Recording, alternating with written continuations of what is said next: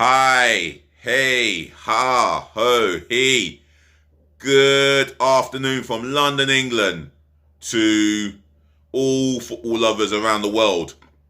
Shall I say good morning, good evening, or in some cases, good night and rest well? From your host, the one and only and truly, yes, you guessed it, DLG Reppin. That's Dele London Gooner. Space, Romeo, Echo, Papa, Indigo, November. Welcome again to my roundup of all the Premier League games in all 10 fixtures, in all 10 Premier League fixtures. Yeah, thought I'd get those words right. So, before I get cracking with that, I just want to remind you to keep leaving positive feedbacks in my comment section below. Your opinions, your thoughts, your reaction to your team's performances, your victories, your team defeats. If you want to talk about anything about your teams, or keep it, as long as you keep it balanced, yeah? This is a respectful channel full of love and joy. So keep it respectful, yeah? In the comment section below. Smash the thumbs up like button, yeah? I want to see enough of these thumbs ups up, yeah? Make sure you share this channel all over the world, yeah? To all football lovers around the planet, virally. And make sure your friends and relatives get hold of this channel, yeah? Let them hear it from DLG Repping. And make sure they share it amongst their friends and relatives. And saving the best to last, as I always say, don't just comment, share, and like. Make sure you do subscribe to the channel. As I always do, if I get a new subscriber, which I will do, I'm shouting you out, yeah? And the aim is to go far and beyond 1,000 subscribers. So I'm calling for 1,000 subscribers and far and beyond. So get subscribing to DLG Repping. And you help me by growing up this channel. I'll help you by producing daily, consistent contents on this platform. Right, let's get into the games. Newcastle United v Leeds United. That finished 1 apiece. Yeah, from the neutral, a good game to watch for me. Felt it was a good end-to-end game. Outstanding performers. Possibly someone in the midfield. I don't know. Maybe Rafinha. Maybe Dallas if he started. Maybe Joe Willock. You know, it was a game of two halves. Maybe not the most watched game from the neutral point of view, but still a decent game of football. I think Leeds United took the lead. I've forgotten the name of the goal scorer. Leeds United fans, if you don't mind, let me know the name of the goal scorer, and I'll respond back to you. Other than that, Newcastle got the equaliser. The name of the goal scorer, I think it may have been Joe Linton. If I'm wrong, then leave it in the comment section below. Other than that, I thought it was a decent game of football to watch, which finished Newcastle United 1, Leeds United 1. Saturday game. Lunchtime kickoff between Wolves and Brentford. Brentford started off the game on the front foot, and they were 2-0 up at half time. Wolves defensively are leaking in goals, and they're far too open for my liking. They were more organised with Nuno Espirito Santo, but with Bruno Lage, we don't know exactly how he's going to set them up yet, but they seem to be defensively conceding goals on set pieces or open play, and that's got to be cut out. Brentford, they went about their business very quietly, and the guy who insulted Arsenal, well, he got on the score sheet for a set piece. That's a pen. Another set piece. And then his colleague Mbayo got his first ever Premier League goal. In the second half, Wolves had to come out and improve in their performances. They could not play the way they did in the first half. And to their credit, Ahmed Traore in that first half, he did have an unstoppable shot that he unleashed. Keeper had no chance. They were pressing for the next goal of the game, but it didn't come. And I think Brentford defensively coped superbly well. And that's a good victory for Thomas Frank's side. And that's their first victory away from home in the top flight for so many years, since 1970 something. Brentford fans, you can comment on my channel and leave your comments below. Wolves, you're more than welcome to do the same.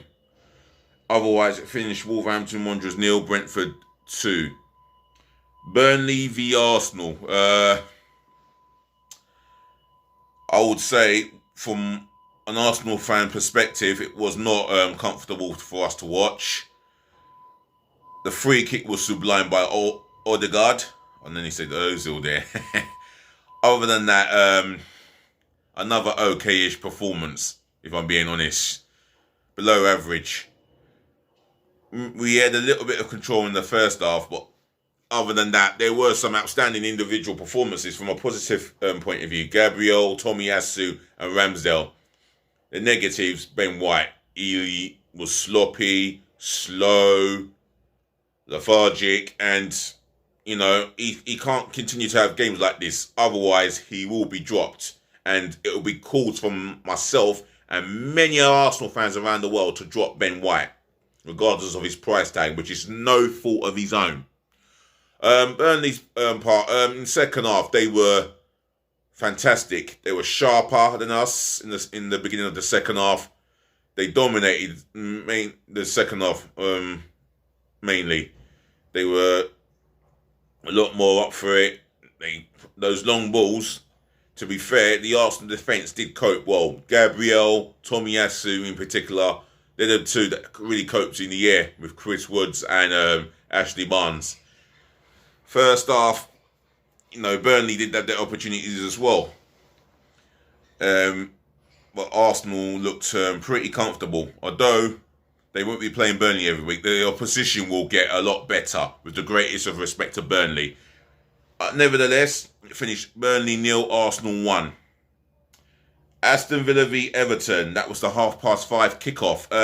That finished 3-0 to Aston Villa.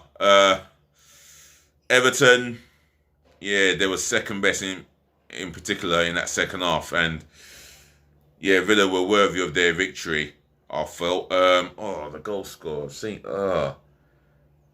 Friggin' hell. They were ruthless in front of goal, Villa, and you could see the football they were playing was sublime at time. They got in behind Everton's defence pretty easily. I think they had a goal scorer from midfield. I can't remember any of the goal scorers.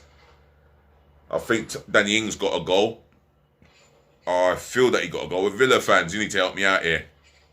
I think Danny Ings might have got on the score sheet. And I think a midfielder got on the score sheet as well. Should I say score sheet? Everton, yeah, not their best performance, not one of their better performances. Benitez will be disappointed in the manner that they conceded the goals. However, Aston Villa were worthy of the 3 points at the end of the day. And that's what counts. So it finished Aston Villa 3, Everton 0. Liverpool v Crystal Palace. And I'll tell you what, at the beginning of the game, I think Crystal Palace and their supporters have every reason to be pleased with the start of that game. Zaha was unlucky not to get a goal at Anfield. It was it was not the most heaviest of contacts, but I'll tell you what, Alisson did well to smother the save onto the posts. However, towards the business end of that first half, a shot goes in. I think Salah has a shot, or someone has a shot, saved by Greater, and Mane was not going to miss a target from about 3-4 yards out with the form that he's been on recently. Second half, Vieira's Palace's defence was absolutely diabolical. The defending on set pieces. Ridderveld, what is he thinking? He's marking Salah for the second goal, and then he's not marking him. I just can't get it. He's ball watching. That's the reason why he allowed Salah to get that goal. Again, Riederwald again involved with the marking of I don't know what he's meant to be doing, but he should be getting in the way of he should be trying his very hardest to get in the way of Naby Keita's shot. But give credit to Naby Keita. What technique on that strike. What a beautiful executed strike on the volley. And overall, Liverpool were definitely worthy of the points. So it finished Liverpool 3, Crystal Palace 0. Manchester City v Southampton. Well, it wasn't the best of it wasn't the best of days for Man City. Although they were dominated the majority of the game, they dominated the possession, the chances, opportunities on target, and Southampton put in a great defensive display, even for the 6 minutes of stoppage time. And Southampton had an opportunity of their own. James Ward-Prowse, he is so incredibly dangerous at set pieces, and he whipped that one in swinger that was creeping into the back stick, but Ederson had to produce a fine save. McCarthy had to produce some saves as well. He was kept busy, so was the Southampton defence, especially that back four. And that's what got Southampton over the line. Otherwise, it finished Man City 0, Southampton 0, and obviously the Saints are going to be happy over the points. Norwich v Watford. A game that Watford looked like they were always worthy of the points, always in control of the game. Although at half time it finished, it stayed 1-1. Watford took the lead through Dennis, who's settling into life with Watford Football Club and in the Premier League. He's got himself a goal. Pukki got a nice finish, nice through ball, but the Watford defence was statuesque and ball watching. And Pukki got him behind in the back line, and he was not going to miss the target from there. And bulge and put the ball into the back of the net. He did. Good equaliser.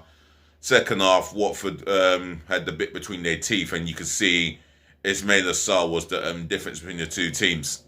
He's fine finishing. I liked his first goal, which was Watford's second, and then his second goal was equally just as good, and that killed the game off for me. So it finished Norwich City 1, Watford 3. Sunday's game, Brighton Hove Albion v Leicester City. Well, I'll tell you what, controversy all over. You had fast pace, good balanced style of play by both teams. I'll tell you what, Brighton's left back, I can't quite get his name, but my word, he looks a bargain. And in Barcelona's B team, well, you can see why. He had the confidence to shift the ball outside of the defender and launch onto it and create opportunities by crossing. Defensively, he was equally as good. I thought he was an outstanding player. That stood out for me. Brighton got the lead through a penalty that should never have been. Another controversy. Now, Mopé should have been penalised for the foul on Vestergaard. However, the video assistant referee, well, never picked up on that. And well done to Shearer or Dublin for picking up on that. Because I'll tell you something, watching Manchester today too, as I've done, I can see Vestergaard is hard done by.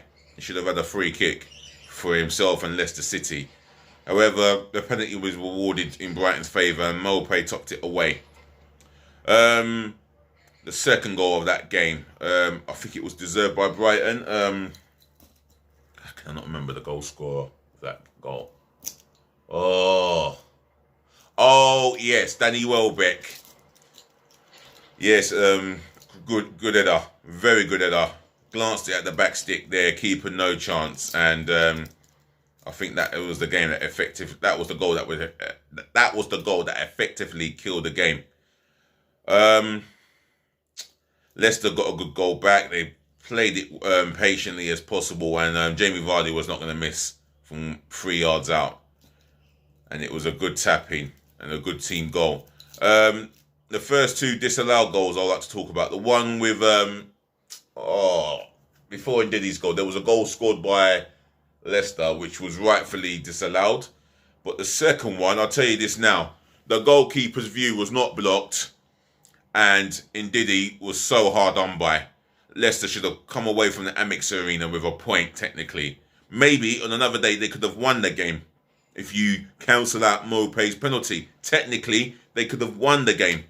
But it just wasn't to be.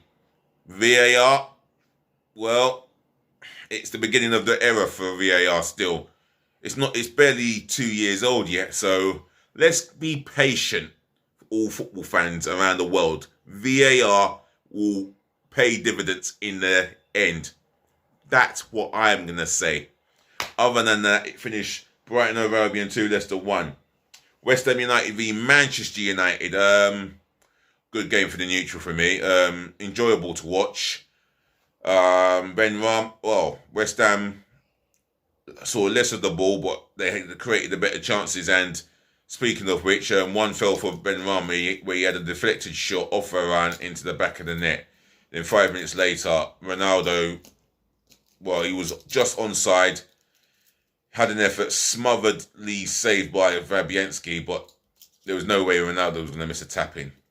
So 1-1 it was. It had the second half had it all more to talk about. Man United were obviously dominating the ball, but West Ham again came out with opportunities. And I'll tell you what, the penalty, what West Ham should have had was a stonewall penalty for me. When Aaron Wan-Bissaka took out Soucek, how on earth did West Ham not get a penalty? It's beyond me. It is far beyond me. Took him out cleanly. I think Soucek was not offside. I think his teammate Yarmolenko might have been offside. But by the rules, without going into explanation, without elaborating too much, that was a stonewall penalty. If that's not, then I don't know anymore. I really don't know the rules anymore. However, Cristiano Ronaldo had Cristiano Ronaldo was involved in 3 penalty claims. The third one, Kurt Zuma, should have shown him down the line. But I will talk about Kurt Zuma.